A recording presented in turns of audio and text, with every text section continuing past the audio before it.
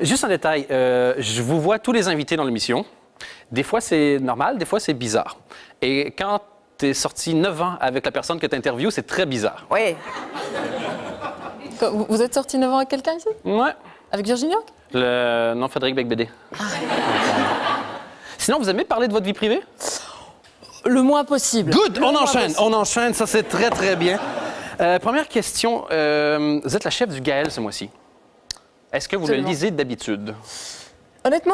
Oui? Non. Non. Non. Et pour quelle raison est-ce que vous acceptez de le faire si vous ne le lisez pas d'habitude? Par ego. Vraiment? Oui, oui. Ah, j'étais très flattée. On a dit... Oui. Oui, qu'on ait décrété que j'étais suffisamment intéressante que pour me consacrer, je ne sais pas combien de pages, mais beaucoup trop certainement.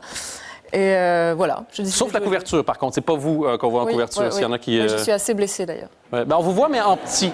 On voit votre visage, mais on a mis le corps de quelqu'un d'autre. Ouais.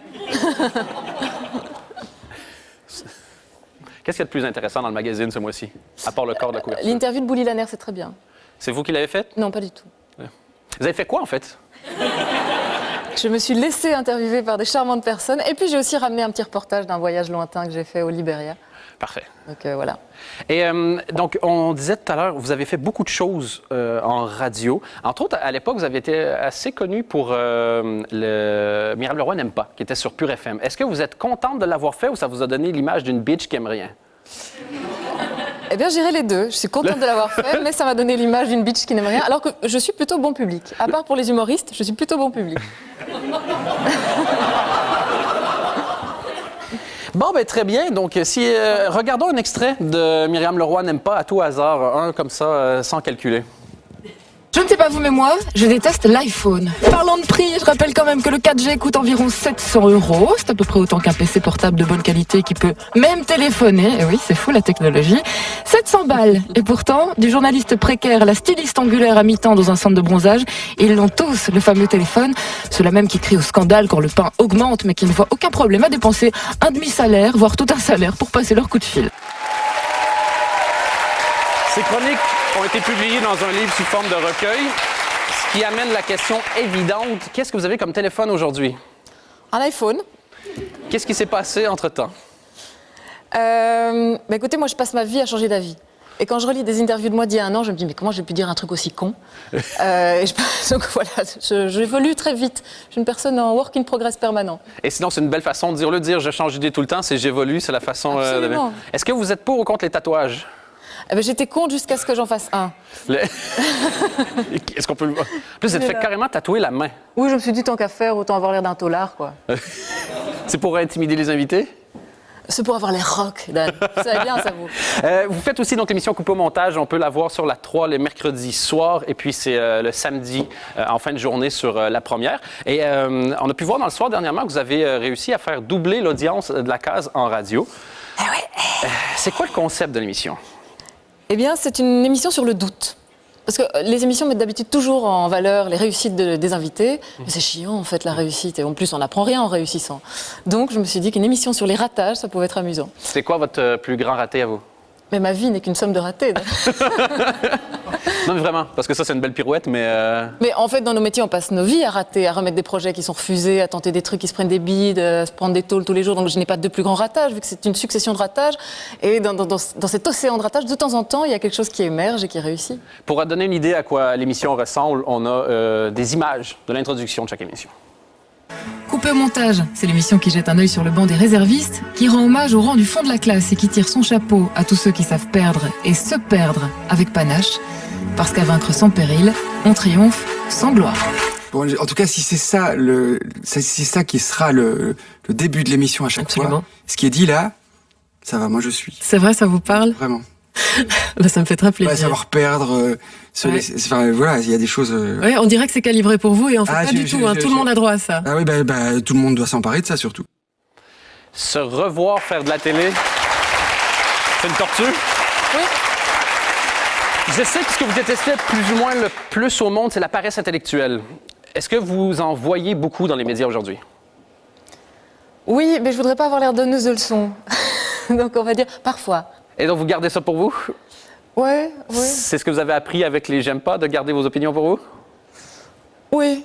Oui, c'est ça. D'essayer d'arrondir les angles un petit de temps en temps. Qu'est-ce que vous trouvez vraiment bien à la télévision maintenant que vous arrondissez les ongles? Alors j'adore une émission avec un Québécois qui s'appelle le Dan Lech Show. C'est un truc super... Arrondir les très angles de la nouveau. lèche, vraiment, vous avez De appris la beaucoup de lèche, choses. oui, et des relations publiques. Moi, je suis devenue adulte ces derniers temps. Vous avez été interviewé à un certain moment par un des meilleurs intervieweurs au monde, qui est Thierry Ardisson. Absolument. Est-ce que c'était une belle ou une mauvaise expérience? Eh ben, c'était plutôt une mauvaise expérience. Qu'est-ce qui s'est passé? Alors rien de particulier, hein. Enfin, je veux dire, aller chez Ardisson, malgré tout, c'est une expérience à vivre au moins une fois dans sa vie quand on en a l'occasion. Ouais. Surtout quand on reçoit de la petite poudre blanche dans les coulisses, on se dit super, de la coke, enfin. Il y a cette espèce de mythe autour de la coke à Canal+. J'en ai jamais vu, mais c'était de la poudre pour les yeux, en fait, de la poudre anti-rides. Vraiment, Donc, vous oui. pensiez que c'était de la coke dans Oui, les... tout à fait, un petit flacon de poudre blanche. Donc on est très très bien reçus, il est très sympa, il vient en coulisses, il nous accueille, il nous parle, il nous dit j'adore ce que vous faites. Le problème d'Ardisson, c'est pas tellement ses interviews, c'est après l'interview, c'est le montage. Alors on sait que les émissions d'Ardisson sont montées, c'est de notre autorité publique, il ne s'en cache absolument pas, mais je m'attendais pas à ce que ce soit aussi monté que ça. Donc là, c'est vraiment une petite mosaïque, un peu comme quand on fait chanter Barack Obama, Tiroli Pimpon sur le Chihuahua en prenant des tas d'extraits d'interviews, en les mettant dans tous les sens. Et ben c'est exactement ça en fait. Donc il peut faire dire à peu près tout et n'importe quoi aux gens, et surtout casser des dynamiques d'interview. Moi, quand j'ai été chez lui, j'étais juste à côté de Marine Le Pen.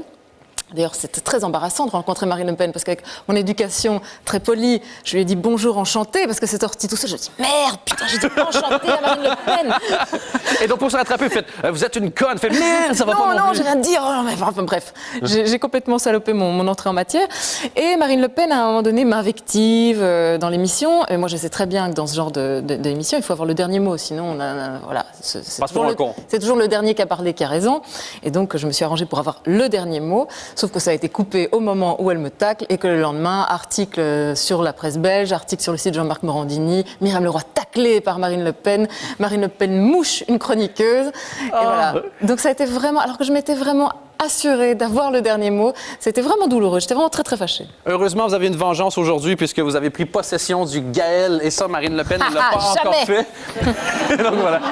On rappelle, donc voilà, et puis coupe au montage les samedis après-midi, fin d'après-midi en radio. Et je voulais vous remercier pour quelque chose avant de vous laisser aller. Pour plein de choses dans ma vie en général et aussi parce qu'il y a 10 ans plus ou moins, vous m'avez fait découvrir un écrivain qui s'appelle Frédéric Becbédé. Et aujourd'hui, j'aimerais vous rendre plus ou moins l'appareil. Est-ce que vous avez une question pour Frédéric? Vous aimeriez poser à Frédéric Becbédé? Oui, j'en ai plein. OK, je prends des notes parce que moi, j'en ai pas beaucoup et il arrive dans quelques instants. Donc, c'est... Première question. Est-ce que passé 30 ans, les femmes ont leur chance avec lui? Passé déjà 30 ans, Première chance question. lui. OK. Une autre peut-être? Je crois que non. Ah oui, et est-ce que l'amour peut durer plus de 3 ans? Amour, Ouais. 3 ans. Mais c'est quoi, au lieu de moi juste transmettre les questions, ce que je vous suggère, c'est, on va l'appeler maintenant, vous allez pouvoir lui poser en live. Mesdames, messieurs, ce soir dans le Dan Lech Show, Frédéric Becbédé!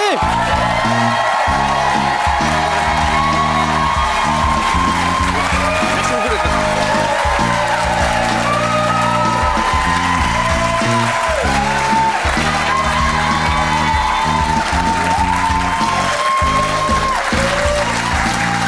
C'est embarrassant. C'est un peu gênant. C'est un peu gênant? Bah, d'être entre les deux ex, là, c'est un peu... Ouais. Vous avez... Je sais plus quoi faire, là, je dois dire... Vous avez jamais fait un truc avec un couple? Ah, d'accord. OK, non. Ah oui, c'est bon esprit. Non, finalement, c'est sympathique. Il y a Myriam qui avait des questions pour vous. Oui, alors est-ce que l'amour peut durer plus de 3 ans? Parce qu'en fait, vous m'avez salopé ma vie sentimentale quand j'ai lu votre bouquin L'amour dure 3 ans. Alors est-ce que vous retirez ce que vous avez dit ou pas? Déjà, vous en mettre la preuve. Et puis... Oui, mais c'est fini. Donc. Moi aussi. Moi, j'ai contredit mon livre, puisque là, ça fait 5 ans. Avec la même? Donc, ouais. OK, parce qu'à la limite, sinon, l'amour peut durer plusieurs années, mais si on change de temps en temps. Et j'aime mieux. Et l'autre question, c'était quoi? Parce que vous avez commencé par la question la plus facile. Est-ce que les femmes de plus de 30 ans ont leur chance avec vous? Mais c'est pas pour moi, c'est pour une copine. Dommage. Voilà. Ben écoute, il ne me reste plus qu'à vous retirer maintenant. Merci Bon, beaucoup, ben, je Myriam. m'en fais. Myriam Leroy, encore une fois.